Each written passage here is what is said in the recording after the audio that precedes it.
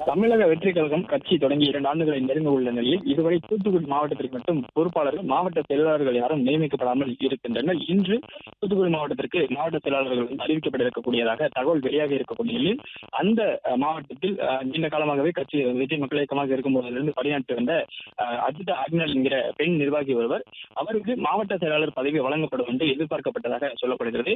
மாவட்ட செயலாளர் பதவி தனக்கு வழங்கப்படும் என்று நீண்ட நாட்களாக எதிர்பார்ப்பில் இருந்த அஜிதா ஆக்னலுக்கு இன்று வெளியாக இருக்கக்கூடிய தூத்துக்குடி மாவட்ட செயலாளர்கள் பட்டியலில் அவர் பெயர் இல்லை என்ற தகவல் அவருக்கு கிடைத்திருந்த ஒரு சூழ்நிலையில் கட்சியின் தலைவர் விஜயை சந்தித்து நேரில் பேச வேண்டும் என்பதற்காக பணியாளர் அலுவலகத்திற்கு அவருடைய ஆதரவாளர்களுடன் வருகை தந்திருந்தார்.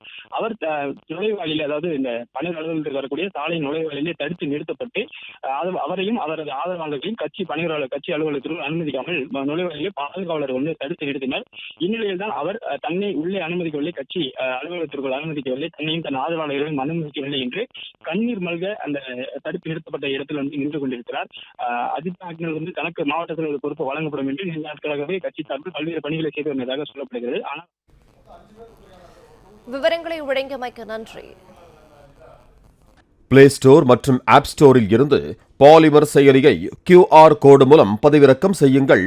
செய்திகளை உடனுக்குடன் பெறுங்கள்.